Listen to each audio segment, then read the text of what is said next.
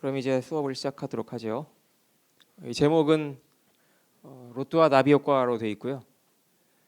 나비 효과라고 하는 건 이제 사실은 그 텔레비전 같은데 워낙 많이 쓰이기 때문에 이게 뭐 그냥 일반 용어처럼 되어버린 느낌이 있는데 사실은 이게 이제 물리학에서 나온 용어죠.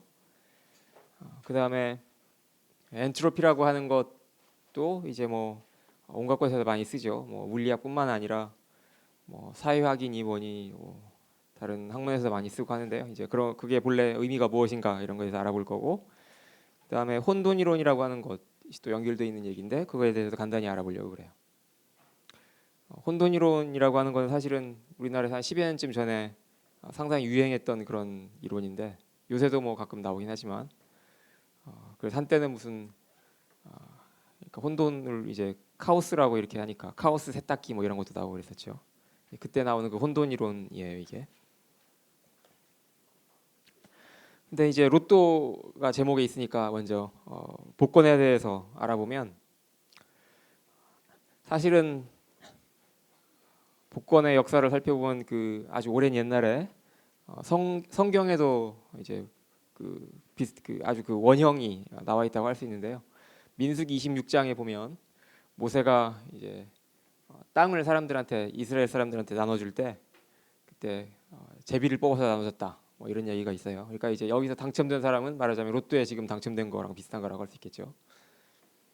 그 다음에 로또라고 하는 말의 어원은 이제 이탈리아에서 15년에 이제 나왔는데요. 그 당시에는 이제 의회 선거를 할 때 요새처럼 이렇게 선거해가지고 투표를 하고 이런 게 아니고 그 후보자 6명의 이름을 써놓고 거기서 제비뽑기 방식으로 진행을 했다. 이제 이렇게 돼 있어요. 그래서 이제 이것이 나중에 후보자 이름이 숫자로 바뀌고 그다음에 이것이 이제 지금 우리가 알고 있는 그런 로또가 된 것이다라는 거죠. 그리고 역사적으로 가장 큰 복권 당첨 액수는 만약에 지난 몇 달 사이에 변하지 않았으면 이제 2012년 그러니까 올해 3월 30일에 미국 메가밀리언스라고 하는 이런 로또에서 3명이 우리나라 돈으로 한 7,500억 원 정도에 당첨이 된 적이 있어요. 근데 사실은 이렇게 되면 이제 뭐 평생 동안 놀고 먹을 수 있으니까 참 좋을 것 같긴 한데, 근데 뭐 이렇게 엄청난 복권에 당첨된 사람들을 추적을 해보면 사실은 대부분 삶이 불행해졌다고 그러죠. 물론 이제 아주 일부는 이걸 정말 유용하게 써가지고 재산도 불리고 또는 좋은 일도 하고 이러면서 이제 사는 사람들이 있는데 그렇지 않고 대부분은 이제 사기를 당하고 뭐 도박에 날리고 뭐 이래가지고 사실은 당첨되기 전보다 더 불행한 삶을 살고 있다고 그래요. 그러니까 뭐 돈이 많은 것이 꼭 그렇게 행복한 건 아니죠. 그래서 아무튼 이 로또라고 하는 말은 그 운명이라고 하는 뜻의 그 이탈리아어인데요. 아까 그 의회 선거에서 이제 처음 유래했던 거고, 그러니까 말하자면 우리나라 지금으로 얘기하자면 국회의원 선거를 할 때 그냥 투표가 아니라 추첨을 했다 이런 뜻이죠. 근데 어쨌든 이제 우리나라에서 하고 있는 이 로또는 어떻게 돼 있느냐? 이게 또 로또가 뭐 나라마다 다르고 뭐 회사마다 다르고 한데 현재 우리나라에서 하고 있는 로또는 이제 1에서 45까지의 숫자 중에서 6개를 이제 우리가 고르는 거예요, 사람이. 이거 해본 사람은 알겠지만 그 다음에 이제 보너스 숫자라고 하는 게 있어가지고요. 그걸 또 더 추첨을 하나를 더 해요. 그래서 이제 또 용지를 보면 이렇게 돼 있는데 그걸 이제 자기가 숫자를 골라가지고 주면 이제 이렇게 찍혀가지고 나오고요. 그 다음에 또는 이제 그 뭐 그냥 맘대로 골라주세요 하면 골라주기도 하죠. 나는 이거를 딱 한 번 해봤는데 로또가 우리나라에 처음 이제 시작될 때, 근데 내가 뭐 하고 싶어서 한 건 아니었고요. 그 옆에 계신 교수님이 호기심에 가서 한번 해보자고 그래가지고 따라가서 했다가 물론 꽝이죠. 그래서 이제 돈을 날리긴 날렸는데 그러니까 나 혼자였으면 절대로 안 할 건데 아무튼 따라가서 하는 바람에 하게 됐어요. 근데 로또 얘기는 이제 조금 이따 다시 하기로 하고요. 근데 이제 사실은 이렇게 우리가 뭐 복권, 로또 이런 거 사고 하려면 미리 계산을 잘 해봐야 돼요. 잘 해봐야 되는데, 그러니까 뭐 내가 당첨될 확률이 얼마인가, 뭐 이런 거 해봐야 되는 거죠. 그리고 이제 사실은 그래서 여러분들이 뭐 고등학교 수학 시간에 배웠던 그 확률과 통계 뭐 그런 것들이 사실은 언제 이게 처음 연구가 되기 시작했냐면 도박을 하다가 도박사의 질문에 의해서 연구가 되기 시작했어요. 그래서 이제 도박과 확률은 사실은 밀접한 관계가 있고, 그 다음에 우리가 도박이라고 하는 게 참 안 좋은 걸로 알고 있지만 그것도 이렇게 잘 보면 학문을 만들어낼 수도 있고 하니까 아무튼 이 도박은 그러니까 이제 확률은 파스칼이 이제 연구를 처음 했다고 하는데, 이 파스칼은 이제 그 철학에 나오는 뭐 인간을 생각하는 갈대다라고 했던가 뭐 그 파스칼이기도 하고 또는 수학자이기도 하고 또는 물리학자이기도 하고 그래요. 근데 이제 이 파스칼이 도박사 친구가 있었어요. 드메레라고 하는 친구가 있었는데 이 친구가 질문을 했어요. 뭐라고 질문을 했냐면 이제 그 당시에 이 도박사가 했던 도박이 뭐냐면 동전을 던져가지고 3번 먼저 이기면 그 도박 판을 이기는 거예요. 근데 무슨 사정에 의해서 이 도박을 이제 중단하게 됐다는 거죠. 그래서 이제 A가 2번 이기고 B가 1번 이긴 상태에서 이 도박을 중단하면 판돈을 어떻게 나눠 가져야 되느냐 하고 파스칼한테 질문을 한 거예요. 근데 이제 이때 B는 뭐라고 주장을 했냐면 그러니까 무조건 누군가가 3번을 이기면 끝나는 건데 이미 2번 1번이 이긴 상태니까, 그러니까 이제 사실은 그 동전을 2번만 던지면 무조건 이 게임은 끝나게 돼 있어요. 그러니까 2번 던져가지고 2번 다 A가 이기면 그냥 A가 이기는 거고, 그다음에 1번 이기고 1번 지고 하면 그래서 역시 A가 이기는 거고, 그다음에 2번 다 B가 이기면 이제 B가 역전해서 이기는 거잖아요. 그러니까 무조건 2번 던지면 이 판은 끝나게 돼 있는 거죠. 근데 B의 주장은 뭐냐면 아무튼 A가 이기려면 이 2번 던지는 거 중에 1번을 이겨야 되는 거고, B가 이기려면 2번 다 이겨야 되는 거니까 이제 가능성이 3가지다 이거죠. 그러니까 A가 2번 다 이기거나 1번 이기고 1번 지거나 아니면 B가 2번 이기거나, 이렇게 3가지 가능성 중에서 2가지 가능성은 A가 이기는 거고 1가지 가능성은 B가 이기는 거니까 이 판돈을 A가 3분의 2를 가져가고 B가 3분의 1을 가져가면 된다, 이렇게 이제 주장을 했던 거예요. 굉장히 그럴듯해 보이는데 이게 그럴듯하네라고 고개를 끄덕끄덕 하는 사람들은 절대로 도박을 하면 안 돼요. 이거 틀린 얘기고요. 왜 틀린 얘기인가 하는 건 여러분들이 이제 곰곰이 생각을 해보세요. 뒤에 조금 있다가 뒤에 답이 나오긴 하지만.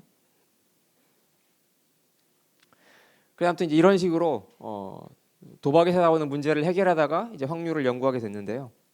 그래서 이제 우리나라에서 하고 있는 이 로또의 당첨 확률을 수학적으로 계산해 볼 수가 있어요. 여러분들이 고등학교 때 배우는 그 확률과 통계, 거기서 뭐 순열 나오고 조합 나오고 이런 거 하잖아요. 그걸 이용을 하면 쉽게 계산을 할 수가 있는데, 그러니까 전체 경우의 수라고 하는 건 얼마냐면 45개의 숫자 중에서 6개의 숫자를 골라내는 거잖아요. 뭐 여러분들 대부분 다 잊어버렸겠지만 아무튼 고등학교 때 이런 거 뭔가 문제 열심히 풀었던 기억은 있을 거예요. 그래서 이제 이걸 우리가 조합이라고 해가지고 이렇게 쓰죠. 그러면 이제 뭐 팩토리얼만 해가지고 막 계산을 하면 이걸 뭐 이걸 이해하라는 건 아니고 아무튼 다 결과가 뭐가 나오냐면 대략 한 800만 가지 정도가 나와요. 근데 이 800만 가지 중에서 1등에 당첨되려면 어떻게 해야 되느냐 그러면 6개의 숫자가 그 추첨한 숫자하고 전부 같아야죠. 그러니까 이게 모두 일치할 수 있는 방법은 딱 한 가지 방법밖에 없는 거예요. 그래서 1등에 당첨될 확률은 800만 분의 1이다 이거죠. 그래서 이제 퍼센트로 쓰면 0.000012%예요. 그러니까 나는 왜 로또를 살 때마다 1등에 당첨이 안 되지? 라고 생각을 하면 사실은 그렇게 생각을 하면 안 되고 안 되는 게 당연한 거다 이제 이렇게 생각을 해야 되는 거죠. 그다음에 2등은 6개 중에서 5개만 맞고 1개는 숫자가 틀린데 그 틀린 하나의 숫자가 또 하나 따로 뽑는 보너스 숫자하고 같으면 2등이에요. 그래서 이걸 계산을 하면 135만 7,510분의 1 이렇게 나와요. 그러니까 이것도 뭐 굉장히 작은 숫자죠. 그러니까 100만 번을 사야 겨우 한 번 당첨될까 말까 하는 이런 작은 숫자예요. 그다음에 3등은 이제 보너스 숫자가 틀리는 거예요. 이건 그래도 좀 숫자가 그래도 비교적 커지는데, 그러니까 이제 그래봐야 35,724분의 1이에요. 그 다음에 4등은 6개 중에 4개가 맞는 건데 이건 733분의 1이에요. 0.14%고요. 그 다음에 5등은 3개가 맞는 건데 이거는 45분의 1이에요. 그 다음에 2개만 맞으면 어떻게 되냐 그러면 꽝이죠 그냥. 그래서 5등까지만 있어요 로또는. 그러면 이제 1등부터 5등까지 중에 아무거나 하나라도 당첨될 확률이 얼마냐? 그러면 요걸 쭉 더하면 되겠죠. 근데 더해봐야 2.22 더하기 0.14 뭐 해봐야 여기 소수점만 늘어날 뿐이고 앞에 있는 숫자는 안 바뀌죠. 그래서 2.4%예요. 그러니까 한 40장 정도를 사면 한 장이 평균적으로 당첨된다. 근데 물론 그 중에 대부분은 이제 5등, 그러니까 본전치기가 되는 거죠. 그래서 이제 여기서도 여러분들이 뭐 전부 다 한 장씩 이 로또를 산다 그러면 여기가 뭐 한 270, 80명 이렇게 있으니까 7장 정도가 이제 5등이라도 당첨이 되는 거죠. 나머지는 전부 다 꽝인 거죠. 그러니까 혹시라도 여러분들이 뭐 내가 기가 막힌 꿈을 꿨어 하고 로또를 사더라도 꿈은 꿈대로 뭐 좋은 꿈을 꿨을지 몰라도 로또에 당첨될 확률은 그냥 2.4%에 변하지 않아요. 그러니까 혹시라도 당첨이 안 됐다고 해도 뭐 실망할 건 아니고 나는 정상이구나라고 생각하면 되는 거죠. 그래서 나도 그때 옛날에 한번 그냥 억지로 한번 산 뒤로 나는 이걸 알기 때문에 절대로 로또는 안 사죠. 아무튼 그래서 이제 이게 로또고 로또 얘기고 그다음에 이제 이렇게 해서 확률이 시작됐는데 확률론이라고 하는 것이 수학적인 분야가 시작됐는데 왜 여기서 이 얘기를 하느냐 그러면 사실은 이 확률이 물리학에도 밀접한 관련이 있기 때문에 그런 거죠. 일단 우리가 맨 처음에 배운 그 뉴턴, 맥스웰 뭐 이때 그 고전 물리학에 대해서 잠깐 알아보면 전에 얘기한 것처럼 고전 물리학은 결정론의 세계죠. 그래서 처음에 어떤 상태가 정해지면 그 다음에 시간이 지나면서 어떤 결과가 나올지 그거는 고전 물리학에서 다 정해져 있다 이렇게 얘기를 해요. 그러니까 우리가 뉴턴 방정식 열심히 풀면 뭐 원리적으로는 이 우주의 모든 것을 알 수 있다고 주장하는 것이 이제 바로 고전 물리학이라고 하는 거죠. 그래서 여기는 사실은 엄밀하게 얘기하면 확률이 개입될 여지가 없어요. 모든 것은 다 결과가 정해져 있는 거니까. 반면에 양자역학은 그렇지 않다고 그랬죠. 비결정론의 세계라고 그랬어요. 그러니까 완전히 똑같은 조건에서 뭔가를 하더라도 결과는 막 제각각 다르게 나올 수가 있고 그다음에 그걸 인간이 무슨 한계가 있어서 인간의 한계 때문에 모르는 것이 아니라 애초부터 그 결과라고 하는 것이 아예 정해지지 않은 거라고 그랬잖아요. 그래서 우리가 그 결과를 보는 순간에 우연히 그때 그 수많은 확률 중에서 한 가지가 이제 결정이 되는 거다 이렇게 얘기를 했어요. 그래서 여기는 이제 정말로 확률이 그 양자역학이라고 하는 그 이론 안에 가장 근본적인 수준에서 이제 개입돼 있다 이렇게 얘기를 할 수 있죠. 그래서 이제 그렇기 때문에 물론 확률과 물리학이 밀접한 관련이 있는데 그럼 그렇다고 하더라도 양자역학은 본래 원자 수준의 세계에서 효과가 큰 거고 우리가 살고 있는 그러니까 그 거시 세계 우리가 눈으로 보는 세상에서는 그 양자역학적인 효과가 거의 없으니까 그럼 사실은 우리는 확률을 뭐 무시하고 살아도 되겠네 이렇게 이제 생각할 수 있잖아요. 대부분은 뭐 뉴턴 물리학이나 뭐 맥스웰의 이론이나 이런 거 가지고 충분히 다 예측할 수가 있으니까. 그러니까 우리가 살아가는 데는 확률이 필요 없겠네 이렇게 생각할 수가 있는데 사실은 이제 그것이 아니라는 거죠. 여기서 중요한 거는. 그러니까 고전 물리학의 세계에서도 그러니까 우리가 일상적으로 살고 있는 이런 세계에서도 확률을 이해하는 것이 굉장히 중요하다고 지금 여러분들한테 얘기를 하려고 하는 거예요. 이제 그래서 그걸 여러분들한테 이제 잘 설명을 하기 위해서 앵그리버드를 지금 이렇게 가져왔는데요. 혹시 앵그리버드가 뭔지 모르는 사람 있어요? 모르는데 손 안 들고 있는 사람은 나중에 찾아보시고. 그러니까 이런 거죠.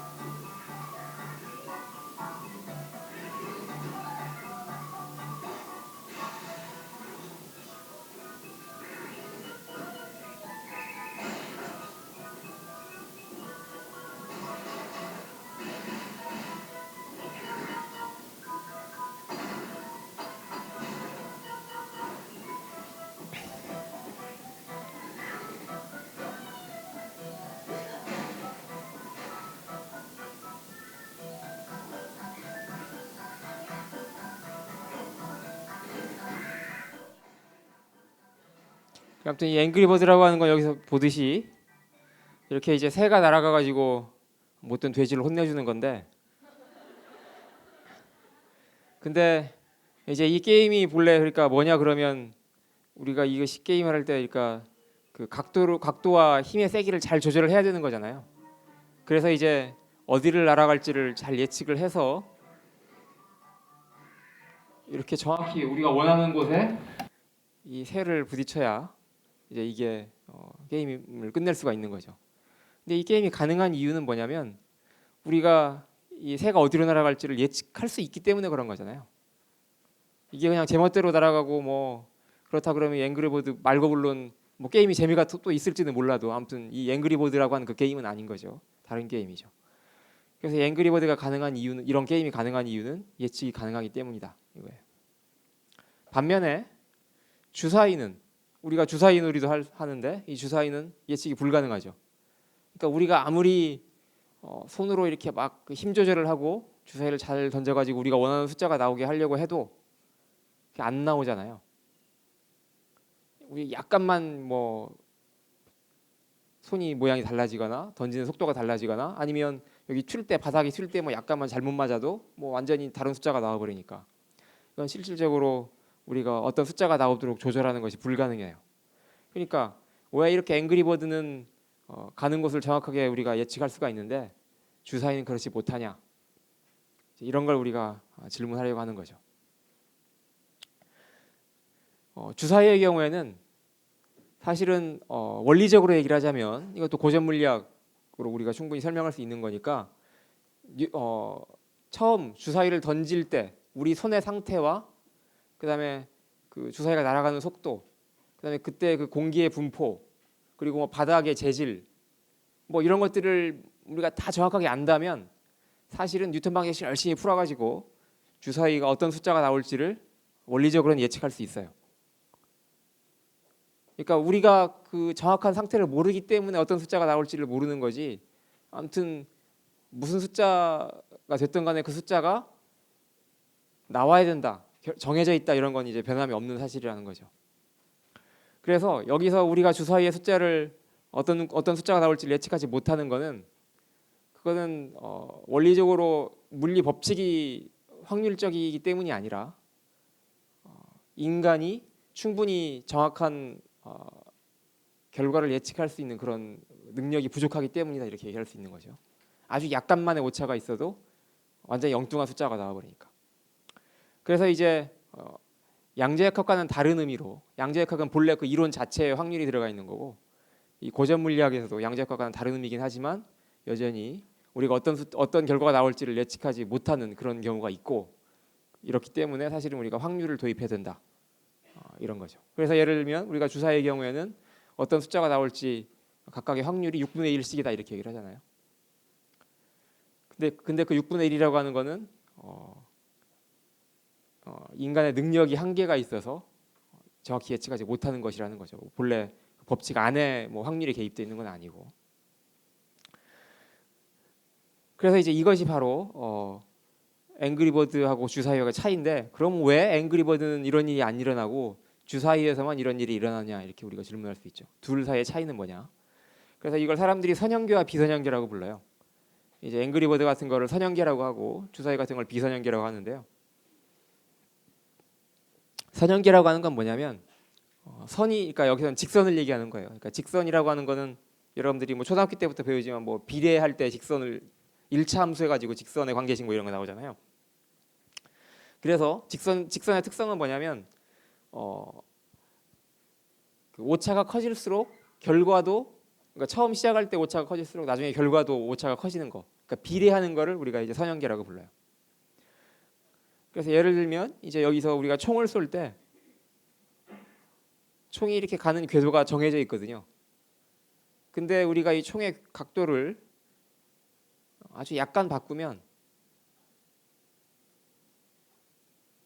각도나 높낮이를 이렇게 약간 바꾸면 이거에 따라서 총알이 날아가는 이 위치가 살짝만 바뀌는 거죠. 그러니까 내가 여기를 약간 바꿔주면 그거에 따라서 여기 이 바닥에 총알이 어디까지 날아가는가 하는 것이 아주 약간 바뀌게 돼요. 이런 것이 이제 바로 서형계의 대표적인 예고, 아까 앵그리버드가 바로 이런 경우죠. 그래서 여기 보면 이제 그 처음에 그 총을 쏘는 각도를 바꿔가면서 이게 총알이 어디까지 날아가는지를 정확하게 우리가 예측할 수가 있고 그림을 그릴 수가 있어요. 반면에 주사위 같은 거는 그렇지 않다 이거죠.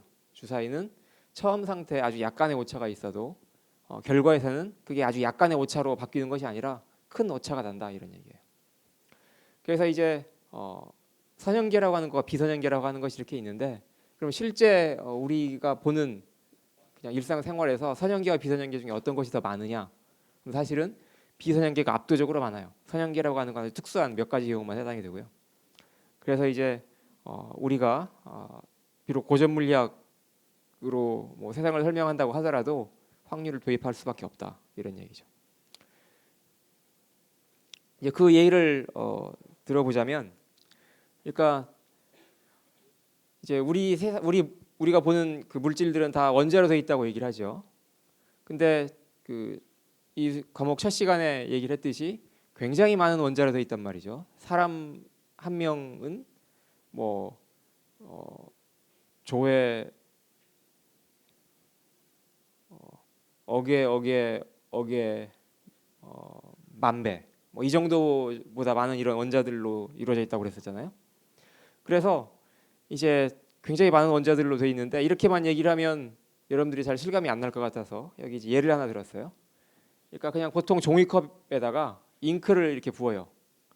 그래서 그 잉크 한 컵을 바다에다가 이렇게 부어요. 그 다음에 이제 우리가 머릿속으로 잘 상상을 해서 그 지구 전체의 바닷물을 잘 섞었다고 생각을 해봐요. 그러고 나서 그 잘 섞인 바닷물을 다시 그 종이컵으로 떠요. 한 컵을 뜨면 그 안에 잉크가 얼마나 들어가 있겠는가 이렇게 우리가 물어볼 수 있죠. 실제로 계산을 해보면 그 컵에는 잉크 분자가 100개 정도가 존재한다 이런 결론이 나와요. 그러니까 이 정도로 잉크 한 컵에 들어가 있는 그 원자의 개수가 많은 거죠. 그래서 굉장히 많은 원자로 이루어져 있고, 이제 이걸 특징적으로 나타내는 숫자를 사람들이 보통 아보가드로의 수라고 얘기를 해요. 아보가드로라고 하는 것도 여러분들이 아마 고등학교 화학이나 물리 시간에 들어봤을 텐데요. 이 아보가드로의 수라고 하는 거는 이제 6 곱하기 10의 23승 이렇게 돼 있는데 그냥 억 이렇게 그냥 알고 있으면 돼요. 이거는 어떤 숫자냐면 수소 1g, 수소 기체 1g에 들어가 있는 수소 원자의 개수예요. 1g이면 뭐 무게를 우리가 거의 잴 수 없을 정도의 그런 가벼운 건데 거기에 억 개의 원자가 들어가 있다는 거죠. 또는 물 18g에 들어있는 물 분자의 개수예요. 이 정도로 이제 우리가 눈으로 겨우 볼 수 있는 그런 작은 물질에도 엄청나게 많은 원자들이 있다. 그래서 사실은 예를 들어서 우리가 수소 기체 1g에 대해서 처음 상태를 알고 그다음에 그거를 가지고 뉴턴 방정식을 열심히 풀어가지고 나중 상태를 알 수 있겠느냐 하고 물어보면 원리적으로 그게 가능해요. 뉴턴 방정식은 처음 상태가 주어지면 그 다음에 나중에 그것들이 어떻게 시간에 따라 달라지는지를 다 예측을 해주거든요. 원리적으로는 예측을 해주는데 그래 머릿속으로는 이제 우리가 그걸 풀 수 있다고 얘기를 하지만 정말 실제로 풀어보자 하는 건 또 별개의 문제잖아요. 그러니까 어떤 거랑 비교하자면 어떤 거하고 같은 거냐면 여러분들은 다 덧셈을 할 수 있죠. 나 덧셈도 못해요라고 하면 내가 할 말이 없는데 이제 대부분은 유치원 때부터 덧셈에 대해서 배웠을 테니까 덧셈을 잘 할 수 있다고 여러분들은 다 믿을 텐데 나는 덧셈을 할 수 있어라고 생각하는 것과 진짜로 엄청나게 그 많은 덧셈 그 숫자를 주고 더해봐 했을 때 안 틀리게 잘 하는 거하고는 다른 문제잖아요. 그런 거라는 거죠. 그러니까 뉴턴 방정식으로 이 복잡한 문제를 풀면 무슨 결과가 하나 나와라고 얘기하는 것과 실제로 그 뉴턴 방정식을 열심히 풀어서 진짜 그 올바른 결과를 내는 거하고는 완전히 별개의 문제죠. 그래서 이제 이 수소 기체 1g의 무슨 상태가 처음에 주어졌다고 하더라도 그걸 뉴턴 방정식을 풀어서 예를 들어서 지금부터 1시간 후에 그 수소 기체가 어떻게 되는지 얘기해봐라고 하면 그걸 실제 풀어야 되는데 그걸 푸는 것이 불가능하다는 거죠. 왜 불가능하냐 그러면 수소 기체 1g만 해도 이렇게 억 개의 원자들이 들어가 있어요. 그 입자 하나하나들의 위치와 속도 이런 것들을 다 이제 풀어야 되는데 그런 방정식이 이제 뭐 이만큼의 방정식이 막 섞여 있는 거거든요. 그래서 이걸 가지고 우리가 컴퓨터로 푼다고 하더라도 현재 인류가 가지고 있는 컴퓨터, 슈퍼컴퓨터로도 불가능할 뿐만 아니라 사실은 이걸 이제 얼마나 큰 컴퓨터가 필요한가 이런 걸 대강 예측을 해보면 우주 전체를 컴퓨터로 쓴다고 해도 거의 불가능한 정도로 이제 이게 굉장히 복잡하고 어려운 문제라는 거죠. 그래서 비록 우리가 말로는 풀 수 있어라고 하지만 실제로는 풀어서 그 결과를 예측하는 것은 사실상 불가능하다는 얘기예요. 그래서 이제 이런 문제를 우리가 해결하기 위해서 어떻게 할 거냐 하고 이제 사람들이 생각을 했어요. 그러니까 그냥 이 수소기체 1g도 제대로 못 풀고 손가락만 쭉쭉 빨고 있을 거냐, 아니면 어떻게 해서라도 다른 결과, 뭔가 그럴듯한 결과를 낼 거냐, 이걸 이제 선택해야 되는 문제죠. 그래서 발상의 전환을 한 것이 이제 통계 물리학이라고 하는 분야예요.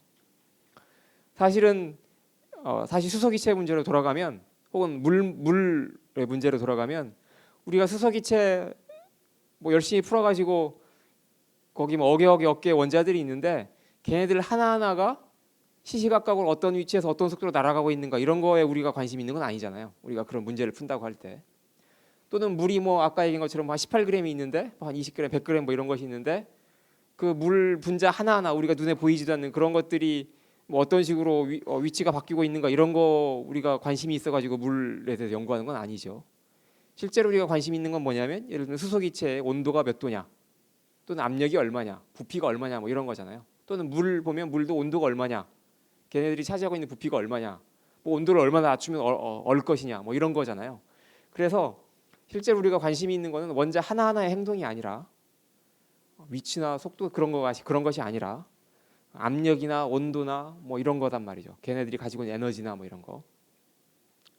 그래서 이제 이런 걸 보통 사람들이 거시 변수라고 하는데, 그러니까 그 원자 하나하나의 그 구체적인 행동이 아니고 전체적으로 보이는 성질이다, 이런 뜻에서 거시 변수라고 하는 거예요. 그래서 이제 이런 거를 계산하는 데 있어서는 사실은 이런 건 알 필요가 없고, 우리가 확률을 도입해서 평균적인 운동을 기술하면 그것만으로 충분하다. 이것이 바로 이제 통계 물리학의 접근 방법이죠. 뿐만 아니라 이런 확률이라고 하는 것은 입자의 개수가 많아지면 많아질수록 점점 더 정확해져요. 이건 어떤 의미냐면, 우리가 주사위를 던질 때 한 번 던지면 6개의 숫자 중에 하나가 나오죠. 그러니까 그 6분의 1이라고 하는 확률이 한 번 던지면 의미가 없어요. 결과가 나온 결과를 보면. 그렇지만 우리가 한 번을 던지는 게 아니라 뭐 10,000번, 10만 번, 100만 번, 뭐 억 번 이렇게 막 점점 많이 던져가면, 그럼 이제 그 6개의 숫자들이 골고루 나올 거기 때문에, 그러면 그게 정말로 확률에 따라서 공평하게 나오게 되잖아요. 그러니까 우리가 그 입자들이 많으면 많을수록, 혹은 CM 횟수가 많으면 많을수록 확률이 의미가 있어지고 정말 그 확률대로 결과가 나오게 돼요. 근데 다행히도 이런 우리가 눈으로 보는 정도의 크기, 그러니까 수소기체, 뭐 물 이런 것들, 혹은 사람 이런 거, 우리가 눈으로 볼 수 있는 그런 정도의 물질은 이 원자들이 엄청나게 많기 때문에 사실은 그 확률적으로 우리가 그걸 기술하는 것이 굉장히 정확한 결과를 준다는 거죠. 그래서 이제 통계 물리학에서는 이런 식으로 그 전체 그 시스템의 성질이 무엇인가를 연구하는 거고, 그리고 이제 이것이 그 시스템이 점점 커지면 커질수록 점점 더 정확한 결과가 나오고, 웬만한 경우에는 이것으로 충분하다는 거죠. 그래서 이제 이거는 이제 19세기 말에서 20세기 초에, 그러니까 이때도 사실은 그 현대 상대성 이론이나 뭐 그런 거하고 거의 같은 시대라고 할 수 있는데요. 이때 볼츠만과 깁스라고 하는 이런 사람들에 의해서 완성이 됐어요. 이제 볼츠만에 대해서 보면, 볼츠만은 이렇게 생긴 사람인데 좀 무섭게 생겼죠. 오스트리아 사람이고요. 통계 물리학의 아버지라고 이렇게 부르는 사람인데, 이 사람은 통계 물리학을 어떻게 만들었냐면 원자의 존재를 가정하고 통계 물리학을 만들었어요. 여기 이렇게 이 말을 붙인 이유는 뭐냐면, 이 사람이 이제 활동했던 시대가 보면 여기 19세기 말이에요. 그러니까 1870년, 80년 뭐 이때쯤이거든요. 그래서 그 당시에는 원자를 사람들이 잘 안 믿던 시대였어요. 전에 원자가 언제 처음으로 과학적으로 사람들이 믿게 되었다고 얘기를 했냐면, 아인슈타인이 1905년에 브라운 운동이라고 하는 그거에 대해서 논문을 써가지고 존재가 비로소 증명됐다고 그랬었잖아요. 그러니까 이건 볼츠만이 이거를 통계 물리학을 만들던 당시에는 원자의 존재가 과학적으로 증명되기 전이에요. 그래서 이제 가정하고 만들었다 이렇게 돼 있죠. 그러니까 뭔가 그런 게 있으면 좋을 것 같긴 한데 입증된 건 아니고, 그러니까 그냥 가상적으로 있다고 치고 한번 만들어 본 거죠. 근데 왜 이 이야기를 여기서 강조하냐면 그러니까 당시에 밝혀지지 않은 것을 가정하고 이제 만들었는데 그게 나중에 결과적으로 이제 맞는 것으로 드러났죠. 그래서 이제 아주 훌륭한 이론이 되긴 됐는데 이 사람이 그 당시에는 그 다른 사람들한테 공격을 많이 받았어요. 왜냐하면 그 당시에는 원자가 증명된 것도 아니고 그러니까 과학에서 증명된 것도 아닌 걸 가지고 뭐 이렇게 이론을 만드니까 그건 과학이 아니다라고 막 이 사람을 공격했던 거예요. 특히 이제 그 당시에는 뭐 과학 실증주의라고 해가지고 그 실증주의자들에 의해서 과학은 우리가 관찰할 수 있는 것만 연구해야 된다 이런 이제 주장이 있었거든요. 그래서 이제 공격을 많이 받았는데 그 중에 대표적인 사람이 이제 마하라고 하는 뭐 이런 사람이 있어요. 그 사람은 과학자이기도 하고 철학자이기도 하고 이런데 우리가 보통 그 뭐 비행기의 속도가 빠를 때 무슨 음속을 돌파하면 마하 얼마다 이런 마하 2다, 마하 3이다 이런 식으로 얘기를 하잖아요. 그때 그 마하예요. 아무튼 이제 이 사람이 마하 같은 사람들에서 엄청난 공격을 받아가지고 이 사람이 이제 그 사실은 불행한 삶을 살게 돼요. 여기 보면 이 사람이 죽은 때가 1906년이잖아요. 이때 왜 1906년에 죽었냐면 이 사람이 이제 그 마하 같은 이런 사람들의 공격을 엄청나게 받으니까 이제 이 사람도 좀 소심했는지 정신이 좀 이상해졌어요. 그러니까 이제 그거를 반박해 보려고 막 열심히 노력도 하고 그랬는데 다른 사람들이 받아들여주지도 않고 그래서 이제 뭐 철학과에 가가지고 강의도 하고 뭐 이러면서 막 자기 이론을 열심히 옹호했는데 그래도 결국 그거를 그 자기가 가지고 있는 그 정신적인 충격 이런 걸 극복하지 못하고 말년에는 이제 정신 이상이 와서 막 괴로워하고 이러다가 1906년에 그 가족들하고 이탈리아로 그 휴양지에 그 해변가에 이제 그 휴가를 떠났는데 그때 가족들은 해변에 놀러 간 사이에 이제 호텔 방에서 자살을 했다고 그러죠. 근데 이제 이게 사실은 비극이에요. 왜 비극이냐면 이게 1906년이거든요. 근데 아까 얘기한 것처럼 아인슈타인이 그 원자의 존재를 증명한 건 1905년이에요. 그러니까 1년 전에 사실은 증명이 됐는데 그러니까 만약에 이 사람이 뉴턴의 논문을 읽어보고 그 의미를 깨달았다면 사실은 충분히 거기서 극복할 수가 있었는데 근데 1905년은 이 사람이 이미 맛이 가 있던 상태라서 이제 그거를 제대로 극복하지 못했죠. 그래서 이제 이 사람은 결국 불행한 삶을 살게 됐어요. 근데 어쨌든 이 사람이 이제 만든 그 이론이 옳은 이론이고 사실은 굉장히 훌륭한 이론이어서 지금까지 이제 우리가 이걸 열심히 쓰고 있고 그리고 우리가 알고 있는 그 엔트로피라고 하는 용어가 사실은 이 사람이 처음으로 제대로 정의를 했어요. 그리고 통계 물리학이라고 하는 거의 기본 방정식인 볼츠만 방정식이라고 하는 걸 완성했고 그 다음에 이 볼츠만 방정식을 이용해서 소위 말하는 H 정리라고 하는 것을 증명했어요. H 정리라고 하는 건 뭐냐면 시간은 왜 앞으로만 흐르는가 이런 거에 대한 통계 물리학적인 설명이라고 할 수 있어요. 그러니까 우리는 왜 과거로 돌아가지 못하고 계속 미래로만 가야 되는가 이런 설명인 거죠. 이거 이제 볼츠만의 그 묘고요. 여기를 크게 확대를 해가지고 보면 여기에 아주 간단한 식이 하나 써 있어요. S는 K 로그 W라고 하는 이런 간단한 식이 써 있는데 이게 사실은 바로 그 엔트로피라고 하는 거에 그 물리학적인 정의예요.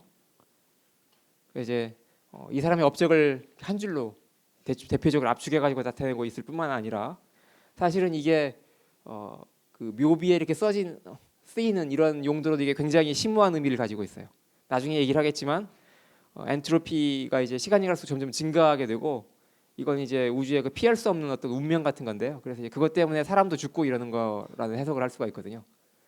그래서 이제 말하자면 사람이 죽는 원리 뭐 이런 거를 이 사람이 어떤 면에서는 물리적으로 해명을 했다 이렇게도 할 수 있어요. 그다음에 이 사람의 그 이론과 이 사람의 그 일생을 다룬 볼츠만의 원자라고 하는 책이 우리나라에 번역이 돼서 나와 있고요.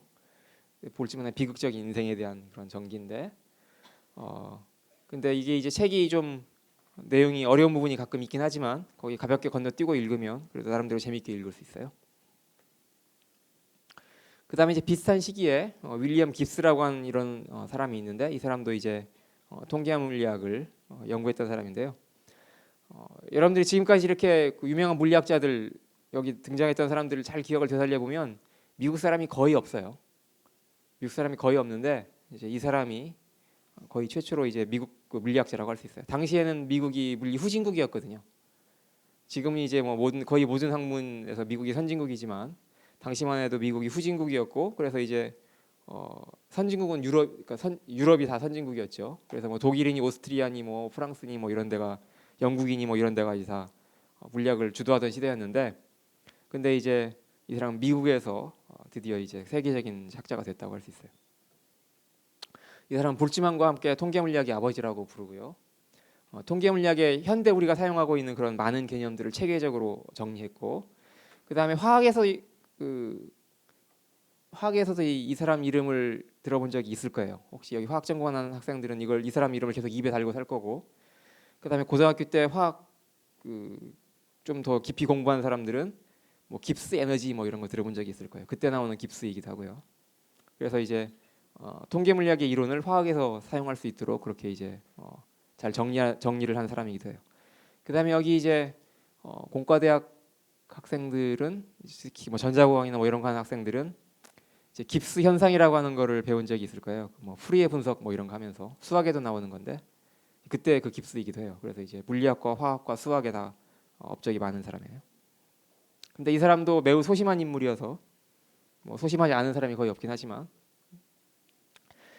그래서 이 사람도 어느 정도로 소심했냐면은 평생 동안 이 사람이 예일대를 나왔는데 학교 옆에서 살다가 아주 잠깐 동안 뭐 외국 갔다 왔다고 하긴 하는데, 아무튼 그냥 계속 그 근방에 살다가 죽었어요. 그 다음에 이제 논문을 써도 보통 사람들은 논문을 쓰면 이렇게 좋은 학술지에 보내가지고 자기 이론 널리 알리고 이럴 거 아니에요. 근데 그렇게 하기도 싫어가지고 그냥 교내 학술지 아무도 안 보는 그런 학술지에다 자기 논문 싣고 그냥 혼자 좋아하고 이랬는데, 그래서 이제 다른 사람들이 피해를 봤죠. 그러니까 예를 들면 아인슈타인 같은 사람들은 깁스가 뭘 했는지 모르고 아인슈타인이 혼자서 이 통계 물리학에 대해서 또 열심히 연구를 해가지고 뭐 새로운 결과를 얻고 뭐 그랬는데 나중에 알고 봤더니 그것이 깁스가 다 해놓은 거더라 뭐 이런 거예요. 그래갖고 이제 딴 사람들도 피해를 보고 이랬다는 일화가 있어요. 그래서 아무튼 이 사람들에 의해서 이제 통계 물리학이 체계적으로 이제 완성됐다고 할 수 있는데요. 그래서 이제 우리가 확률에 대해서 조금 더 얘기를 해보면, 동전 던지기를 생각을 해봐요. 우리가 동전에 앞면이 나올 확률 하면 2분의 1이라고 하고 뒷면이 나올 확률 해도 2분의 1이라고 하죠. 그런데 왜 2분의 1이라고 하는 확률이냐 이렇게 우리가 물어보면 별로 이렇게 생각이 없어요. 곰곰이 이렇게 생각을 해보면 이렇게 떠오르는 이유가 없어요. 그냥 앞과 뒤 두 개가 있으니까 2분의 1 아닌가? 이렇게 그냥 우리가 생각할 수 있는데, 사실은 앞과 뒤 이렇게 두 개가 있다고 해가지고 무조건 2분의 1은 건 아니죠. 예를 들면 유추를 보면, 우리가 윷놀이를 해보면 알지만 이게 이렇게 뒤집어지는 것이 훨씬 더 확률이 높잖아요. 그래서 예를 들면 도가 나올 확률보다 거리 나올 확률이 훨씬 높죠. 또는 모가 나올 확률보다 위치 나올 확률이 훨씬 높아요. 그래서 무조건 뭐 가능성이 두 개라고 해가지고 2분의 1은 건 아니고요. 이 모양에 따라서 이게 2분의 1일 수도 있고 아닐 수도 있어요. 그 동전도 사실은 그 미국의 그 동전, 그 쿼터, 그러니까 25센트짜리 그 동전은 사실은 그 한쪽이 약간 두툼하게 돼 있어요. 거기 무슨 새겨져 있는 그런 그 그림이 조금 이렇게 볼록 튀어나와가지고, 그런 경우에는 동전 던지기를 해도 사실은 2분의 1은 아니죠. 근데 그래서 이 2분의 1이라고 하는 거를 그냥 할 수는 없는 거고, 사실은 이제 이걸 엄밀하게 검증을 하자면 통계적으로 엄청나게 많이 던져봐서 정말 반반씩 나오는구나 이렇게 이제 우리가 확인을 해봐야 되는 거죠. 그래야 2분의 1이라고 할 수 있어요. 근데 어쨌든 이제 우리는 그냥 이걸 편의상 2분의 1이라고 생각을 하기로 하고요. 우리나라 동전은 뭐 2분의 1이라고 2분의 1에 가깝다고 하니까. 그래서 이제 이 동전 던지기를 하는데, 동전을 하나만 던지면 재미가 없으니까 이제 여러 개를 던져보자 이거죠. 또는 하나를 여러 번 던져도 같은 결과예요. 동전을 두 개를 던져봐요. 두 개를 던지면 가능성이 몇 가지가 있는가? 여기서 이제 그 흰 거를 앞면이라고 하고 검은 걸 뒷면이라고 하면, 동전 두 개를 던졌을 때 나오는 그 경우의 수는 네 가지가 있어요. 처음에 앞면이 나오고, 그러니까 하나가 앞면이 나오고, 그 다음 다른 것 그 두 번째 동전도 앞면이 나오고, 또는 첫 번째 동전은 앞면이 나오고 두 번째 동전은 뒷면이 나온 이런 경우가 있고, 반대로 첫 번째 뒷면, 그다음에 두 번째가 앞면이 나올 수도 있죠. 그다음에 마지막으로 둘 다 뒷면이 나올 이럴 가능성이 있어요. 이렇게 해가지고 네 가지 가능성이 있는 거죠. 동전을 세 개를 던지면 어떻게 되냐면 또 똑같은 식으로 따지면 돼요. 그러니까 첫 번째 게 앞이거나 뒤거나 이렇게 두 가지가 있고, 그다음에 그 첫 번째 게 앞이 나올 때 나머지 두 개가 앞뒤 뒤앞 뒤뒤 해가지고 여기 이런 가능성이 이렇게 나올 수가 있잖아요. 그러니까 사실은 전부 다 따져보면 8가지의 가능성이 있는 거죠. 그러면 동전이 3개가 아니라 일반적으로 많이 있으면 어떻게 되느냐, n개가 있으면 어떻게 되느냐, 그러면 사실은 생각을 해보면 각각 동전이 하나씩 늘어날 때마다 곱하기 2를 하면 되는 거죠. 왜냐하면 그 새로 추가되는 동전이 앞 아니면 뒤 이렇게 두 가지 가능성이 있으니까. 그래서 사실은 2의 n승계의 가능성이 있어요. 그래서 동전이 4개면 16개고 5개면 32개의 가능성이고 이렇게 늘어나는 거죠.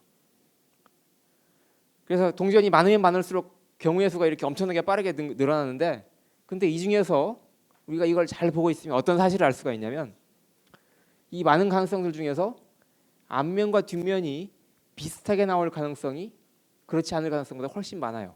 훨씬 높아요. 그러니까 여기를 보면 몽땅 다 앞면만 나오거나 몽땅 뒷면만 나오는 이런 가능성 8가지 중에 2가지 가능성밖에 없죠. 이게 섞여 나올 가능성은 그 나머지 6가지가 되는 거죠. 이것이 동전의 개수가 늘어나면 늘어날수록 점점 좀 차이가 더 커져요. 그래서 예를 들어서 이제 10개의 동전을 던진다고 생각을 해봐요. 근데 사실은 우리가 동전을 10개를 던지는 거하고 그 다음에 이거하고 똑같은 문제인데요. 이건 어떤 문제냐면 상자가 이렇게 있는데 상자를 가운데를 반으로 이렇게 나눠요. 그리고 이 안에다가 기체 혹은 뭐 구슬이라고 생각을 해도 되고 뭐 기체 입자를 10개를 집어넣어요.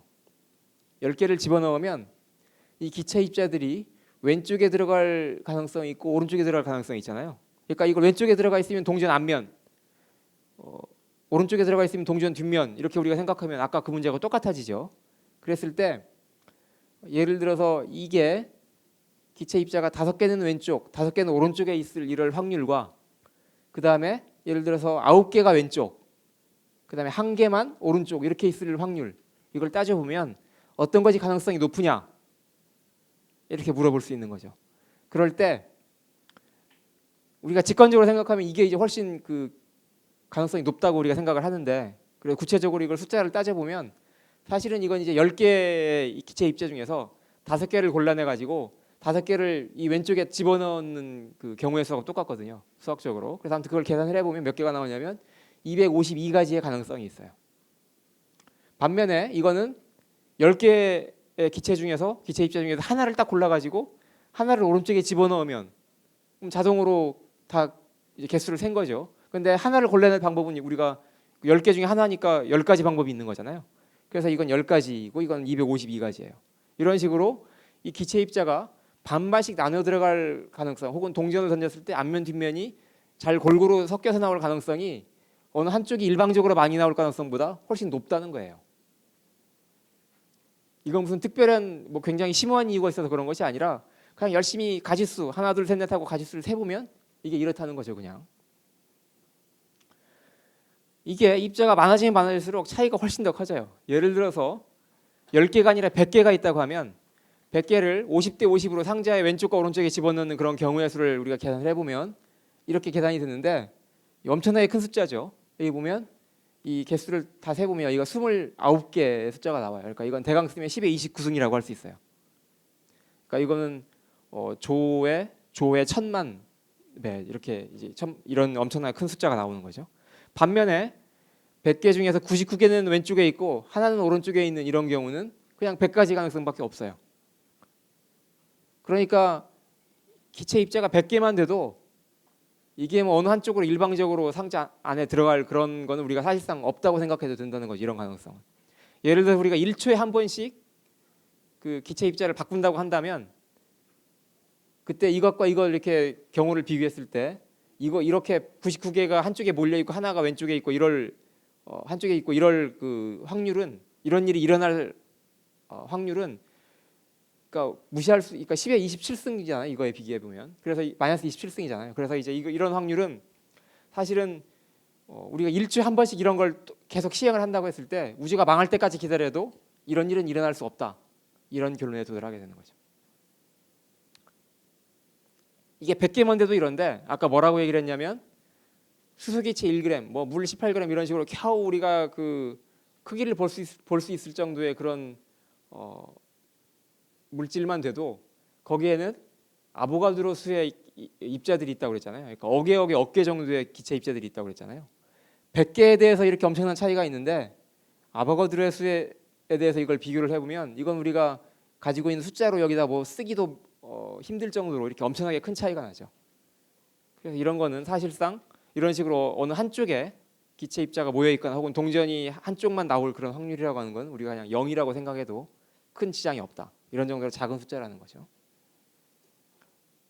근데 이제 이것이 사실은 이렇게 꼭 재미없는 것뿐만 아니라 우리가 사회생활에서 어떤 사건이 개연성이 있는가 없는가 이런 거를 우리가 따질 때도 똑같은 얘기를 할 수가 있어요.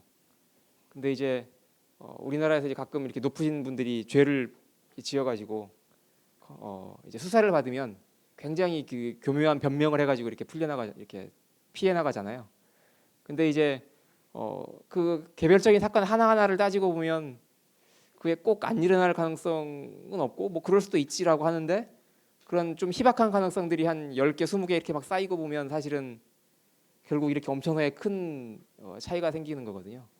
그래서 우리가 이제 어떤 일이 옳은가 틀린가를 판단할 때는 개별 사건의 가능성만 가지고 따지면 안 되고요. 전체적으로 확률이 얼마가 되는가 이런 걸 따져봐야 되는데 우리나라에서는 좀 이상하게 확률이 작은 일들이 많이 일어나죠. 어쨌든 그래서 이제 이거를 동영상으로 이렇게 보면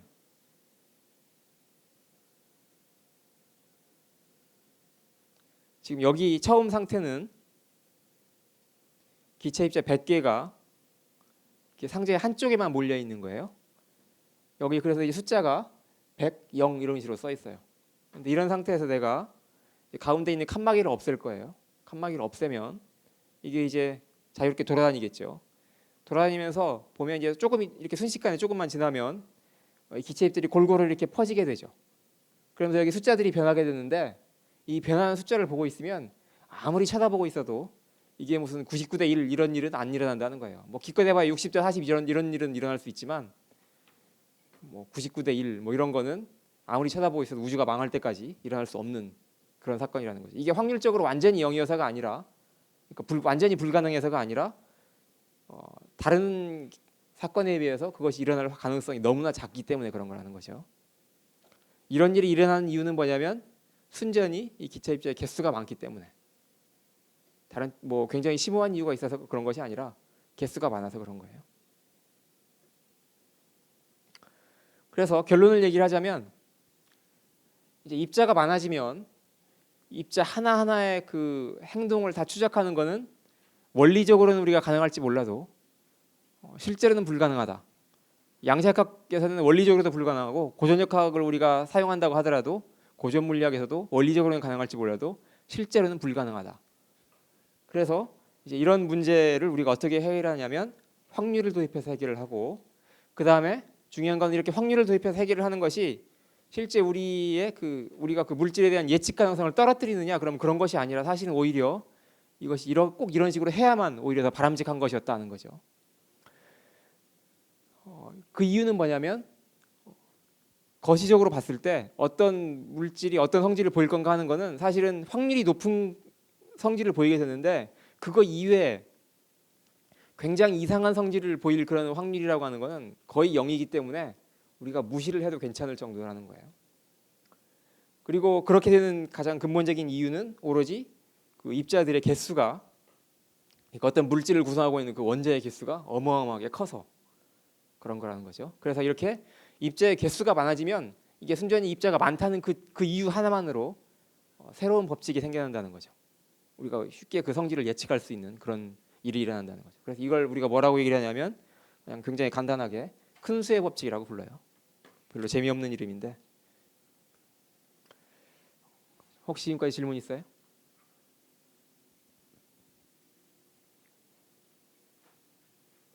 갑자기 막 쉬워진 느낌이 들죠. 막 상대성 이론 할 때에 비하면 막 쉬워지고 근데 쉽긴 하지만 좀 졸리기도 하고 더 이제 여기는 근데 뭐 곧 끝날 거예요. 그래서 이제 이렇게 해서 이제 우리가 거시색에 어떤 성질이 있는지 어떤 현상이 일어나는지를 우리가 예측할 수가 있는데요. 그 다음에 이제 여기에서 우리가 어디선가 많이 들어본 엔트로피라고 하는 개념이 도입되게 돼요. 엔트로피라고 하는 건 뭐냐면 아까 우리가 열심히 그 가짓수를 셌던 그 이제 경우의 수라고 우리가 수학에서 부르잖아요. 그 경우의 수에다가 로그를 취한 값을 우리가 엔트로피라고 불러요. 여기 로그라고 하는 말이 나오면 이제 막 겁이 덜컥 나는 사람들이 있을 텐데 고등학교 때 나오는 그 수학에 나오는 그 로그예요. 근데 뭐 이거를 여러분들이 알라고 하는 건 아니고요. 그냥 아무튼 정의가 이렇다는 거고 이게 아까 그 볼츠만의 그 묘비에 써졌던 그 수식이에요. 그래서 이제 이걸 우리가 엔트로피라고 부르는데 왜 하필이면 이렇게 로그를 붙여가지고 하느냐 그러면 아까 봤듯이 이렇게 확률이라고 하는 것이 이걸 계산해 보면 엄청나게 큰 숫자들이 막 나오거든요. 그래서 이걸 이런 식으로 숫자를 막 쓰면 종이가 모자라죠. 그래서 이런 때는 숫자를 어떻게 쓰면 되냐면 동그라미가 뭐 여기 있는 숫자를 가볍게 이 작은 숫자를 무시한다고 하면 여기 동그라미가 29개야라고 하면 좋잖아요. 그래서 이제 큰 수도 쉽게 나타내려면 로그를 쓰면 돼요. 로그를 쓴다는 것이 뭐냐면 여기 위에 있는 요 숫자만 쓴다는 게 로그를 쓴다는 거거든요. 그래서 우리가 그 큰 수도 쉽게 다루기 위해서 그냥 로그를 쓸 뿐이에요. 그 다음에 이거는 보통 사람들이 어떻게 얘기를 하냐면 이 엔트로피라고 하는 거는 무질서한 정도를 나타낸다고 얘기를 해요. 그러니까 이 엔트로피가 크면 혹은 다른 식으로 얘기해서 경우의 수가 크면 혹은 확률이 크면 그걸 우리가 더 무질서하다 이런 식으로 얘기를 하고 이걸 우리가 어떻게 이해를 할 수가 있냐면 여러분들이 예를 들어서 이제 여러분 방을 정리한다고 생각을 해보세요. 이제 그 여러분 방에 보면 거기 뭐 나름대로 옷장도 있을 거고 뭐 책상도 있을 거고 그럴 텐데 여러분들이 이제 그 매일매일 옷을 갈아입는다고 생각을 하고 그 갈아입은 옷을 그 방에서 잘 정리를 한다고 생각을 해보세요. 그럼 한 곳에 이렇게 잘 뭐 쌓아두거나 뭐 그러겠죠. 근데 그러질 않고 이제 그 쌓아두는 건 굉장히 노동이 필요한 거잖아요. 막 머리도 쓰고 노동도 하고 해야 되는 건데 그러지 않고 그냥 마음 내키는 대로 이렇게 옷을 벗어가지고 적당히 이렇게 그냥 둬요. 매일매일. 그러면 그냥 별로 아무 생각 없이 옷을 그냥 이렇게 벗어뒀는데 걔네들이 스스로 막 잘 정돈이 돼가지고 어느 한 곳에 이렇게 막 보기 좋게 정돈이 돼 있을 확률이라고 하는 거는 없잖아요. 사실상. 그런 가능성은 없어요. 그냥 옷을 벗어가지고 아무 생각 없이 이렇게 두면 한 일주일 지나면 그냥 방 안에 다 옷이 흩어지게 되는 거죠. 그래서 바로 이제 그런 의미에서 이걸 무질서하다고 얘기를 해요. 그러니까 그냥 여러분들이 굉장히 신경을 써가지고 옷을 잘 정돈을 하지 않으면 그냥 적당히 이렇게 자연스럽게 두면 옷이 막 흩어지게 돼 있어요. 왜냐하면 그것이 훨씬 가짓수가 경우에서 훨씬 크기 때문에. 그래서 그때가 바로 엔트로피가 큰 경우이고 그리고 실제로는 그런 엔트로피가 큰 일이 자연스럽게 일어나는 거고 그래서 그렇게 이제 방 안에 옷이 막 널려져 있는 거 그런 거 우리가 무질서하다고 얘기를 하잖아요. 그래서 청소를 해야 된다 뭐 이렇게 얘기를 하는데 그런 의미에서 우리가 엔트로피가 크면 무질서하다 이렇게 얘기를 해요. 그래서 이제 연립학 제2법칙이라고 하는 건 뭐냐면 특별히 우리가 뭐 바깥에서 막 이상한 짓을 하지 않으면 세상에서 일어나는 일은 엔트로피가 큰 쪽으로 일이 진행된다. 이걸 우리가 연립학 제2법칙이라고 불러요. 왜 하필이면 제2법칙이라고 부르냐면 제1법칙은 따로 있어요. 제1법칙은 그 에너지 보존 법칙이라고 하는 것이 따로 있는데 그래서 이제 이걸 제2법칙이라고 불러요. 그러니까 예를 들면 아까 우리가 그 상자 안에 든 기체를 보자면 처음에 기체가 상자 한쪽에 다 몰려 있는 건 가능하지만 그걸 그냥 풀어놨을 때 시간이 지나면서 막 퍼지는 것만 가능하지 그것이 퍼졌다가 다시 자발적으로는 한 곳으로 모이거나 이런 일은 안 일어난다는 거예요. 점점 더 무질서하게 된다 이런 거죠. 그래서 시간이 지날수록 우주가 점점 무질서해지는 거는 우리 우주의 가장 근본적인 법칙 중에 하나예요.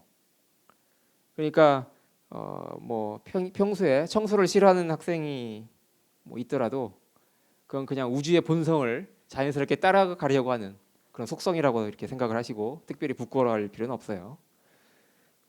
참고로 얘기를 하자면 나도 물리학자이기 때문에 이제 우주의 그 법칙을 거스르면서 살려고 하지 않죠. 그 다음에 이제 여기에서 가역과정과 비가역과정이라고 하는 것이 있는데요. 가역과정이라고 하는 건 뭐냐면 이제 리버시블 프로세스라고 영어로 되어 있는데 이제 가역이 시간을 되돌린다는 의미예요. 그래서 시간을 거꾸로 되돌려도 그것이 충분히 일어날 수 있는 그런 자연스러운 일 그런 걸 우리가 가역과정이라고 부르고 반면에 비과역 과정은 시간을 거꾸로 돌린 거를 보면 자연에서 도저히 일어날 수 없는 일, 그런 거 우리가 비과역 과정이라고 불러요. 그래서 예를 들어서 과역 과정은 아까 뭐라고 얘기를 했냐면 엔트로피가 큰 쪽으로 일이 진행된다고 그랬기 때문에 시간을 거꾸로 돌려도 자연스럽게 일이 일어나려면 시간을 거꾸로 돌렸을 때 엔트로피가 줄어들면 안 돼요. 그래서 과역 과정은 엔트로피가 시작할 때나 끝날 때나 변하지 않는 거, 그런 거를 우리가 과역 과정이라고 불러요. 그러니까 아까 연력학 제2법칙은 여기 늘어난다, 큰 쪽으로 일이 진행된다고 하는 건 이제 줄어들지 않는다는 의미고 그냥 그대로 유지가 되는 것까지는 허용을 해요. 그래서 이제 그 중에서 변하지 않고 이렇게 계속 유지가 되는 거를 가역 과정이라고 불러요. 근데 사실은 대부분의 일은 이렇게 가역 과정이 없어요. 왜냐하면 입자의 개수가 많아지면 자연스럽게 그 엔트로피가 커지는 그런 일 쪽으로 막 자꾸 그런 일들이 막 일어나기 때문에 입자의 개수가 많아지면 가역 과정은 거의 없고요. 이때는 이제 뭐 굉장히 작은 1개, 2개 이런 수준의 입자들만 있을 때 이제 가역 과정이 보통 일어나게 되죠. 그러니까 예를 들면 당구공 위에서 우리가 당구공 2개를 충돌시키면 당구공이 땅 하고 충돌하면서 이제 어떤 갈 길을 가는데 그걸 우리가 시간을 거꾸로 영화 필름을 거꾸로 돌려서 보더라도 뭔가 그럴듯하게 보이잖아요. 그러니까 그런 것이 말하자면 가역 과정이라는 거죠. 또는 내가 공을 던지는데 공이 포물선을 그리면서 이렇게 저쪽으로 날아가잖아요. 그걸 필름을 거꾸로 틀면 저쪽에 있던 공이 나한테 날아올 거 아니에요. 그걸 우리가 필름을 제대로 틀었는지 거꾸로 틀었는지를 구별하기가 힘들죠. 이제 그런 것이 바로 가역 과정이라는 거예요. 반면에 비가역 과정은 엔트로피가 점점점 증가하게 돼요. 그래서 이런 경우에는 이제 영화 필름을 거꾸로 돌리면 굉장히 이상하게 보이죠. 예를 들어서 내가 돌멩이를 들어가지고 유리창을 깼어요. 유리창을 깨면 유리가 쨍그랑하고 깨지면서 유리 파편들이 막 조각들이 바닥으로 우수수 떨어지죠. 근데 그 장면을 영화로 찍어가지고 그걸 필름을 거꾸로 돌리면 그 바닥에 깨져 있던 그 유리 조각들이, 수많은 유리 조각들이 막 위로 붙어가지고 그 완벽한 유리가 만들어지고 거기서 돌멩이가 튀어나오고 뭐 이렇게 되잖아요. 그런 건 실제로 우리 현실에서 안 일어난단 말이죠. 그래서 이제 그런 것이 바로 비과역 과정이다 이거예요. 그래서 여기서 우리가 사실은 시간의 방향성이 있다는 걸 우리가 알 수가 있어요. 그러니까 여기 보면 상자 안에 이제 입자들이 이렇게 여기 한 곳에 몰려 있는 거하고 그냥 이렇게 흩어져 있는 거하고 이렇게 두 가지가 있는데 이쪽에서 이쪽으로 가는 건 가능하지만 아까도 얘기했듯이 이쪽에서 이쪽으로 가는 거는 실제로는 사실상 불가능하단 말이죠. 그래서 우리가 이것과 두 개를 놓고 어떤 것이 먼저이고 어떤 것이 나중이냐, 어떤 것이 과거고 어떤 것이 미래냐고 물어보면 이것이 미래고 이것이 과거다라고 누구나 얘기를 할 거예요. 바깥에서 특별히 무슨 이상한 짓을 하지 않으면, 사람이 거기서 막 이거 들어가지고 얘를 정돈해주지 않으면. 그래서 이런 식으로 시간의 방향성이 생긴다는 거죠. 이게 엔트로피가 물론 당연히 큰 상태이고, 그 다음에 이렇게 더미를 보더라도 이렇게 잘 쌓여져 있는 벽돌하고 이렇게 흩어져 있는 벽돌하고 보면 이 상태에서 왼쪽에서 오른쪽으로 가는 건 가능하지만 오른쪽에 있던 이 벽들이 자발적으로 왼쪽으로 가는 건 불가능하잖아요. 이런 식으로 여기서도 자연스럽게 시간의 방향성이 생기게 돼요. 이쪽에 엔트로피가 훨씬 더 큰 상태단 말이죠. 무질서하고. 또한 이건 이제 물인데요. 이게 찬물이고 이게 예를 들어 더운 물이라고 생각을 해보세요. 찬물과 더운 물을 이렇게 가운데를 잘 갈라가지고 이렇게 물을 부어놓은 다음에 이 가운데 칸막이를 싹 없애면 얘네들이 잘 섞이겠죠. 잘 섞여가지고 미지근한 물이 될 텐데 이쪽에서 이쪽으로 가는 건 가능하지만 이 미지근한 물이 자발적으로 막 자기네들끼리 막 움직여가지고 위로 올라가는 건 불가능한 거죠. 왜 그러냐 그러면 섞이는 것이 훨씬 무질서한 일이고 이게 훨씬 엔트로피가 큰 일이니까. 이런 식으로 입자들이 이렇게 많이 모여있기만 하면 자연스럽게 과거와 미래, 그러니까 시간의 방향성이 결정이 된다 이런 얘기예요. 폭탄의 경우도 그래요. 폭탄의 경우도 이 폭탄이 이렇게 있다가 폭발하는 건 가능하지만 폭발했던 그 폭탄들의 파편이 제자리로 한데 모여가지고 이렇게 원래 폭탄으로 원상복구되는 일은 일어나지 않는 거죠. 그래서 이런 것이 바로 입자들이 개수가 많아지면서 자연스럽게 엔트로피가 큰 쪽 혹은 확률이 높은 쪽으로 일이 진행돼야 되기 때문에 생겨나는 그런 시간의 방향이다 이러거죠. 이거는 이렇게 해서 이런 시간의 방향성이라고 하는 거는 본래는 과거와 미래가 구분이 없었어요. 그런데 그것이 입자들이 개수가 많아지면서 자연스럽게 과거 미래의 구분이 생기게 된다는 그런 의미예요. 그러니까 질문은 이제 그럼 엔트로피가 시간이 지날수록 커진다고 하면 엔트로피는 점점점 커져가지고 막 무한대가 되느냐, 이것이 질문인데요. 꼭 무한대가 되지는 않고요. 커지다가도 어느 한계에 도달하면 더 이상 엔트로피가 증가하지 않게 되는 그런 경우가 있어요. 그 얘기를 나중에 다시 할 거예요. 그래서 이것이 바로 그 엔트로피 증가의 법칙인데, 근데 이 맥스웰이 조금 이상한 생각을 했어요. 이 맥스웰은 어떤 맥스웰이냐면 그 전에 우리가 배웠던 전자기 이론의 그 맥스웰이에요. 그때 그 맥스웰의 업적 중에 통계 물리학의 업적이 있다고 그랬는데요. 이제 그 얘기를 하려고 하는 거예요. 그 중에 일부를. 맥스웰은 굉장히 이상한 생각을 했는데 어떤 가상적인 도깨비를 생각을 했어요. 상자가 이렇게 있고요. 상자의 가운데 부분이 이렇게 칸막이가 있어요. 그다음에 여기에 굉장히 작은 도깨비가 살고 있어요. 이 도깨비가 하는 일은 뭐냐? 그러면 여기 이제 상자 안에 기체 입자들이 이렇게 들어가 있어요. 기체들이 들어가 있는데 이 기체 중에서 어떤 거는 입자의 속도가 빠르고 화살표가 긴 것들이죠. 화살표 그 속도가 빠르고 그다음에 어떤 기체 입자는 속도가 느려요. 그러니까 빠른 거하고 느린 거 두 가지 종류의 기체 입자들이 이렇게 있는데 물론 얘네들이 잘 골고루 섞여 있으면 그게 엔트로피가 큰 거죠. 무질서한 거고. 근데 어느 한쪽은 속도가 작은 것만 있고 어느 한쪽은 속도가 큰 것만 있고 이러면 이제 엔트로피가 작은 거잖아요. 인위적으로 이렇게 우리가 갈라놓은 거죠.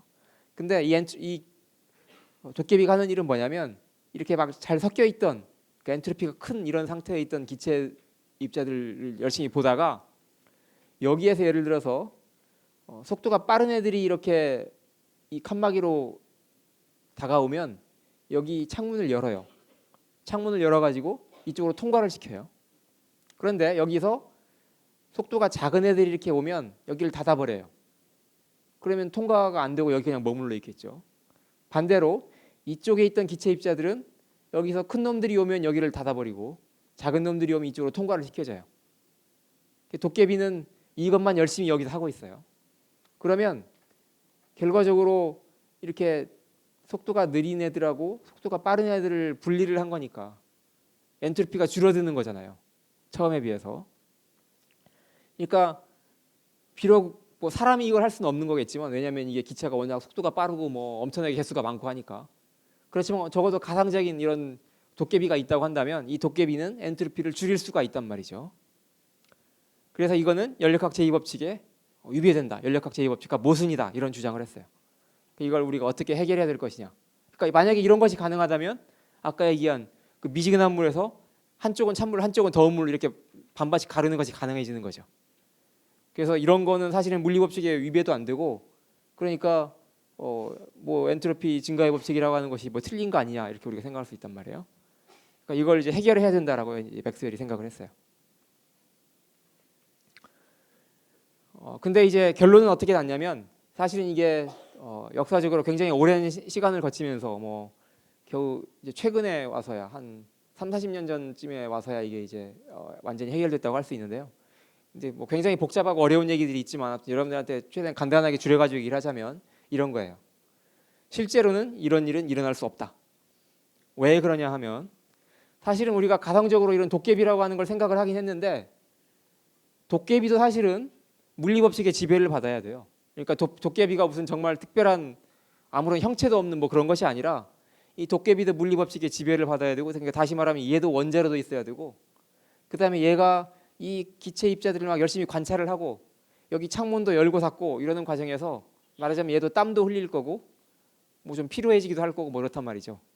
그래서 사실은 비록 기체 입자들의 엔트로피는 줄어들지 몰라도 도깨비가 이렇게 관찰을 하고 그 조작을 하고 이러는 과정에서 그 시스템 전체의 엔트로피는 증가한다라고 하는 결론이 나와요.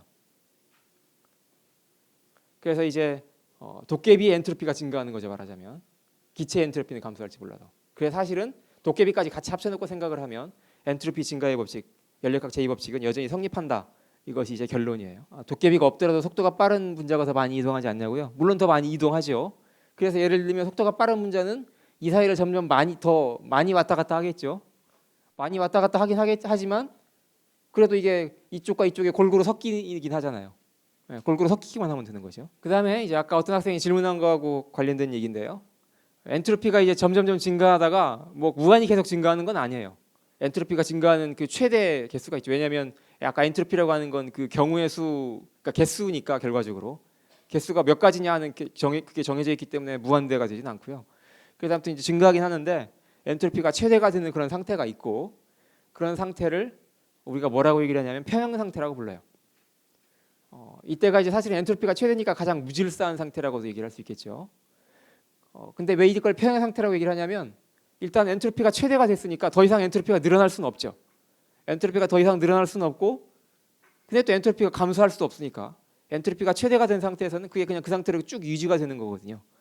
그래서 겉보기에는 그게 변하지 않는 것처럼 보여요. 그 상태가. 그래서 이제 변하지 않으니까 평형 상태에 도달했다라고 우리가 얘기를 하는 거죠. 그러니까 예를 들어서 찬물과 더운 물을 이렇게 섞어 놓으면 처음에는 그게 막 물의 어떤 일부분 온도가 낮고 어떤 부분 온도가 높고 이렇게 되는데 조금 섞으면 시간이 지나면 이제 골고루 섞여가지고 온도가 가운데 어디쯤에가 되잖아요. 그 상태가 되면 더 이상 온도가 변하지 않는 거죠. 그래서 이제 그때가 바로 엔트로피가 최대가 된 상태고 그때가 이제 폐형 상태라고 할 수 있어요. 물론 이제 어떤 학생들은 아니 물도 오래 두면 식잖아요 이렇게 얘기할 수 있을 텐데 사실은 물이 식는 이유는 공기의 온도가 낮아서 그런 거죠. 공기 온도가 만약에 높다면 물이 더 온도가 올라가고 그럴 거니까 그건 사실은 이제 물과 공기 사이의 평형 상태가 아직 안 됐기 때문에 그런 거죠. 그러니까 질문은 시간이 흐르고 있는데 그럼 그거에 따라서 엔트로피가 이렇게 증가하는데 그때 그 엔트로피를 숫자로 나타낼 수가 있냐고요? 예, 나타낼 수 있어요. 그러니까 원리적으로 우주에 있는 모든 것의 엔트로피를 계산을 하면 그 엔트로피는 우주의 엔트로피는 점점 증가해요. 시간이 흐르는 것도 그럼 평형 상태를 향해서 가고 있는 거냐? 예, 그렇게 얘기를 할 수 있어요. 그러니까 평형 상태를 향해서 가고 있는 거긴 한데 근데 우주의 경우는 약간 복잡해요. 왜냐하면 우주가 크기가 일정한 게 아니라 우주 자체가 막 점점 커지고 있거든요. 나중에 학기말이 하겠지만 그래서 그런 문제가 조금 남아 있긴 해요. 근데 아무튼 엔트로피가 점점 커지는 쪽으로 간다 이건 맞아요. 그 다음에 아까 이제 연력학 그 제2법칙만 얘기를 했고 제1법칙도 얘기를 하자면 아까 얘기한 것처럼 제1법칙은 에너지 보존 법칙이고요. 그래서 이제 우주에 있는 전체 에너지는 보존된다라고 하는 것이 연력학 제1법칙이라고도 불려요. 그다음에 제2법칙은 엔트로피 증가의 법칙이고 제3법칙도 있는데 제3법칙은 이제 뭐 절대 온도로 0도에서는 엔트로피가 0이 된다라고 하는 뭐 이런 법칙이 있는데 이건 몰라도 괜찮아요. 그냥 넘어가기로 할게요. 그래서 아무튼 이런 세 가지 법칙에 의해서 이제 우리가 눈으로 볼 수 있는 그런 큰 세계에서의 그 행동들이 결정이 된다는 거죠. 그래서 이제 그 에너지와 엔트로피 얘기를 조금 더 하자면 아까 연력학 제1법칙이 이제 우주에 있는 전체 에너지는 보존된다고 하는 건데 여기서 전체 에너지라고 하는 건 이제 에너지에도 종류가 여러 가지가 있어요. 뭐 운동 에너지도 있고 위치 에너지도 있고 뭐 온갖 종류 에너지들이 있고 그다음에 상대성 이론에도 그 물질이 존재하면 그 존재하는 것 자체만으로 질량이 있으면 뭐 E는 MC 제곱 해가지고 에너지가 있다고 그랬는데 아무튼 그런 에너지를 몽땅 다 합쳐가지고 우주에 있는 전체 에너지가 보존된다고 하는 의미예요. 그 다음에 이제 열 에너지라고 하는 것이 있죠. 열이라고 하는 것이 있는데 사실은 그 열이 에너지의 어떤 특수한 하나의 종류예요. 이 열에 우리가 보통 열이라고 하는 거 우리가 손으로 만졌을 때 어떤 물체가 뜨겁다, 뭐 열이 있다, 뭐 이런 거 얘기를 하잖아요. 그때 말하는 열이라고 하는 건 물리적으로 정체가 뭐냐? 그러면 그 물질이 이제 다 원자들로 돼 있잖아요. 그 원자들이 얼마나 빠르게 진동하느냐, 그 원자 하나하나가 개별적으로 얼마나 운동 에너지를 가지고 있느냐, 그것이 사실은 열이에요. 걔네들이 어떤 특정한 원자만 가지고 있으면 그걸 우리가 열이라고 부르진 않고 그것이 골고루 분포가 돼 있으면, 그러니까 어떤 물질 내부에서 그 원자들이 가지고 있는 에너지가 골고루 가지고 있으면 그걸 우리가 열 에너지라고 얘기를 해요. 그러니까 어떤 한 원자가 10이고 다른 원자는 0이고 이런 것이 아니라 모든 원자들이 예를 들어 일식의 에너지를 다 가지고 있다. 그러면 그때 우리가 그 에너지가 열 에너지다 이렇게 얘기를 해요. 근데 그러니까 모든 원자들마다 골고루 에너지를 가지고 있다는 건 무슨 얘기냐면 마치 그러니까 에너지가 이제 아까 그 기체 입자처럼 이렇게 뭐 공간으로 퍼지는 걸 생각을 하면 어느 한 곳에 몰려 있는 것이 아니라 퍼져 있는 거니까, 그러니까 사실은 엔트로피가 가장 큰 상태라고 할 수 있어요. 그래서 열 에너지는 엔트로피가 최대가 되는 그런 상태라고 그런 상태에서 그러니까 에너지가 골고루 배분된 그런 에너지가 바로 열 에너지라고 할 수 있고, 그래서 모든 에너지는 시간의 지남에 따라서 점점 열 에너지가 바뀌어간다 이렇게 우리가 결론을 내릴 수가 있어요. 그래서 이제 순수한 열 에너지를 다른 에너지로 바꾸는 거는 연력학 증가 제2법칙, 그러니까 엔트로피 증가의 법칙에 위배가 된다는 거죠. 오늘은 시간이 지나서 지금 이 시간은 여기까지 하기로 하고요. 5시에 다시 이어가지고 할게요.